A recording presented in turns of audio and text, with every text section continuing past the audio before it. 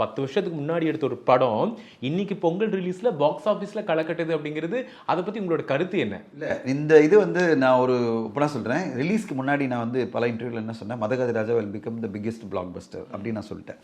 எல்லாரும் வந்து இன்னும் இப்படி சுந்தர்சிக்கு வந்து ரொம்ப இது பண்ணுறாரு ஆதரவாளர். ரிலீஸ்க்கு முன்னாடி ஒரு ஃபஸ்ட்டு தந்தி டிவியில் பேசினேன், அது பெரிய வைரலாச்சு. அது பிறகு நிறைய சேனலில் பேசும்போது நான் அதை சொல்லிட்டு இருந்தேன். அதாவது ரிலீஸ்க்கு முன்னாடி, ரிலீஸ் பிறகு எல்லாரும் சொல்லுவாங்க.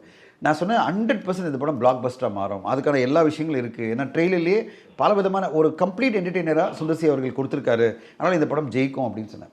என்ன காரணம்னா, இந்த படத்தை எப்படியாவது வெளியே கொண்டு வரணும் சுந்தர்சி சார் முதல்லேருந்து ட்ரை பண்ணியிருந்தார். 12 வருஷமாக எந்த ரிஸ்க் எடுக்க ரெடியாக இருந்தார். அதாவது தன் பணத்தை போட்டு ரிலீஸ் பண்ண ரெடியாக இருந்தார்.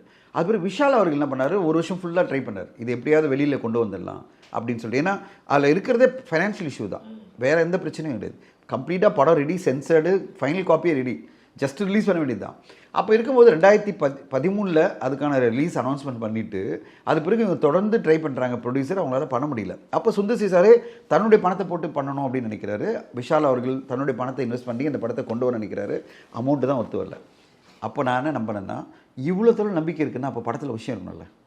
என்டர்டெயின்மெண்ட்டாக இந்த படம் வந்து சூப்பர் டூப்பராக இருக்கும்னு நம்பிக்கை இல்லைன்னா அவங்க ஏன் இவ்வளோ ரிஸ்க் எடுக்கணும்னு நினைக்கிறாங்க, சுந்தர்சி அவர்களோ இல்லை வந்து விஷால் அவர்களோ? அப்போ ஏதோ ஒரு கான்ஃபிடன்ஸ் இருக்குன்னா படத்தில் கண்டென்ட் இருக்குது. அப்போ எனக்கு அந்த நம்பிக்கை இருந்தது. அந்த ட்ரெய்லரை பார்த்தோன்னே அந்த நம்பிக்கை எனக்கு இன்னும் அதிகமாகிடுச்சு. அதை நான் பேசினோடனே சுந்தர்சி சார் எனக்கு கால் பண்ணார்.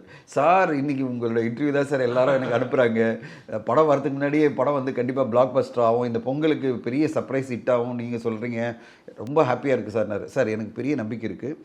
மிகப்பெரிய ரீசன் என்ன, இந்த பொங்கலுக்கு மிகப்பெரிய என்டர்டெய்னர் படங்கள் இல்லை. ஒரு படம் நல்ல படம், காதலிக்கு நேர்மையில்ன்றது ரொமான்ஸை பற்றி பேசுகிற ஒரு நியூ ஏஜ் படம். வணங்கான் வந்து ஒரு என்ன சொல்கிறது, யதார்த்தமான வாழ்வியல் சம்மந்தப்பட்ட ஒரு கதை, அது வந்து இன்டென்ஸான ஒரு படம். இப்போ இந்த 2 படங்கள் இருந்தாலும் கேம் சேஞ்சர் வந்து தெலுங்கு படமாக தான் பார்ப்பாங்க, தமிழ் படமாக பார்க்க மாட்டாங்க. அப்போ உங்கள் படம் மட்டும்தான் பெரிய எதிர்பார்ப்பில் வந்துடும், மக்கள் எதிர்பார்க்கக்கூடிய ஒரு படமாக மாறும். ஸோ எனக்கு பெரிய நம்பிக்கை இருக்குன்னு சொல்லி அவர்கிட்ட சொன்னேன். சார் உங்கள் வார்த்தை பழிக்கிட்டோம், எனக்கு ரொம்ப எதிர்பார்த்துட்ருக்கேன் அப்படின்னு சொன்னார். நான் உடனே சொன்னேன், சார் பாருங்கள் 5 நாள் கழிச்சு நீங்களே எனக்கு கால் பண்ணி சொல்லுவீங்க, நான் என்னுடைய நம்பிக்கை கண்டிப்பாக ஆடியன்ஸ் வந்து டிரான்ஸ்லேட் ஆகும் பாருங்கள் அப்படின்னு. எனக்கு பெரிய சந்தோஷமே அதுதான். நான் வந்து மதகஜ ராஜா மிகப்பெரிய ஹிட் ஆகும்னு சொல்லிட்டு நான் சொன்னது எல்லாமே அது வந்து நடந்து இந்த படம் பெரிய ஹிட்டாக இருக்குது. ஸோ அதை விட மிக முக்கியமாக அது மூலமாக பல சேஞ்சஸ் வந்திருக்கு. இப்போ வந்து விஷால் அவர்களை பற்றி இந்த படம் வரதுக்கு முன்னாடி அவர் ரொம்ப பிரச்சனை இருக்கார், இந்த மாதிரி யாரும் படம் பட முடியாது, அவர் வந்து இது இஷ்யூ இருக்குது அது இஷ்யூ சொன்னவங்களாம் அப்படி டப்புன்னு வாய முடிட்டாங்க. ஐயோ விஷால் அவர்கள் இப்போ டேட் கொடுப்பாரா அப்படி தான் எல்லாரும் காத்திருக்காங்க. ஒரு ஓவர் நைட்டில் ஒரு படத்தோட வெற்றி எப்படி மாற்றுது பாருங்க. அது சினிமா இல்லை சார், அதான் சினிமா. சினிமா சும்மா இந்த வாய் எப்படி பேசுவோம் சொல்லுவாங்களா, அந்த வாய் இந்த வாய்